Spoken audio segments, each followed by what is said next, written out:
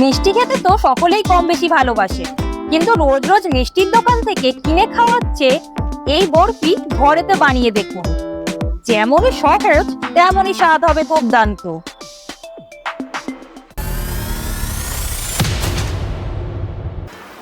এখানে আমি হাফ মালা নারকেল নিয়ে নিচ্ছি। এবার এটাকে আমি কুড়িয়ে নেব। আমার এখানে একটা সমস্যা হয়ে গেছে যে নারকেলটা অনেক দিনের পুরনো ছিল, তাই কুড়াতে অসুবিধা হচ্ছিল। আপনারা নারকেল কেনার সময় অবশ্যই দেখে নেবেন যেন নারকেলটি বেশি দিনের পুরনো না হয়। এবার বাকি নারকেল মালাটি আমি ছোট ছোট করে কেটে নিয়ে মিক্সিতে দিয়ে নেব। যদি বাড়তে গিয়ে দেখেন যে অসুবিধা হচ্ছে, তাহলে প্রয়োজন অনুসারে অল্প অল্প করে জল অ্যাড করে নিতে পারেন। যদি নারকেলটি প্রপারলি পোড়ানো সম্ভব হয়, তাহলে পেস্ট করার কোনো প্রয়োজন নেই। এবার একটি কড়াই নিয়ে নিচ্ছি, এতে 1 কাপ সুজি দিয়ে দিচ্ছি। ভালোভাবে এটিকে ব্রাউন করে ভেজে নিতে হবে। অবশ্যই খেয়াল রাখবেন যতক্ষণ পর্যন্ত ভাজা না হচ্ছে এটি হালকা হাতে নাড়াচাড়া করতে থাকুন, নয়তো সুজিটি তলায় লেগে পুড়ে যেতে পারে।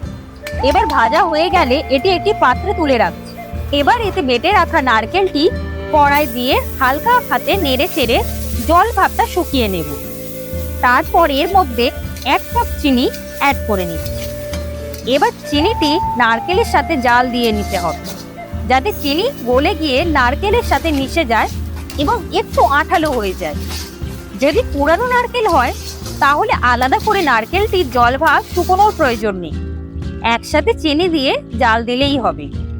এই মিশ্রণটি যতক্ষণ না পর্যন্ত এমন ব্রাউন কালার ও আঠালো হচ্ছে, ততক্ষণ অবধি এটি নাড়াচাড়া করতে থাকুন, নইলে তলায় লেগে যেতে পারে। এরকম শুকনো মতো হয়ে গেলে এর মধ্যে 1/2 চামচ মতো এলাচ গুঁড়ো অ্যাড করে নিন। এবার এই নারকেলের মিশ্রণটির মধ্যে ভেজে রাখা সুজিটি অ্যাড করে নিচ্ছি ও তারপর ভালোভাবে সমস্ত মিশ্রণটি মিশিয়ে নেব, ততক্ষণ পর্যন্ত যতক্ষণ না মিশ্রণটি কড়ার গা থেকে ছেড়ে ছেড়ে আসছে ও একটি ডোয়ের মতো হয়ে যাচ্ছে। এরকম একটা স্ট্রাকচার হয়ে আসলে বুঝবেন আপনার মিশ্রণটি রেডি হয়ে গেছে। এবার একটি বোর্ড অথবা থালার মধ্যে সাদা তেল বা ঘি ভালোভাবে ব্রাশ করে নিন। এবার ভালোভাবে মিশ্রণটি বোর্ডের মধ্যে দিয়ে নিচ্ছি। তারপর গরম অবস্থাতেই মিশ্রণটিকে একটু প্রেসার দিয়ে বড় করে ছড়িয়ে নিচ্ছি। এর সাইডগুলো চৌকো শেপের করে নিচ্ছি। দেখবেন যেন লেয়ারটি না খুব পাতলা ও না খুব মোটা হয়ে যায়। তারপর সুন্দর করে লম্বা ও আড়ে কেটে নিন বরফির মতো করে। তারপর কিছুক্ষণ ঠান্ডা করে 2 ঘন্টা ফ্রিজের মধ্যে রেখে দিন। ঠিক এরকম শক্ত হয়ে গেলে ফ্রিজ থেকে বার করে পিসগুলো ছুরি দিয়ে কেটে নিন, ঠিক এই রকম ভাবে।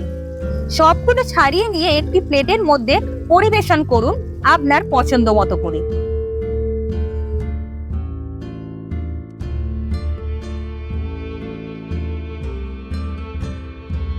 এবার এটি আপনি ফ্রিজের মধ্যে 1 মাসের জন্য সংরক্ষণ করে রাখতে পারবেন।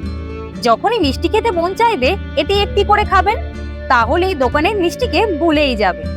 বাড়িতে অতিথি আসলে জলখাবার বা চা কফির সাথে পরিবেশন করুন, দেখবেন অতিথিরা বারবার চাইবে।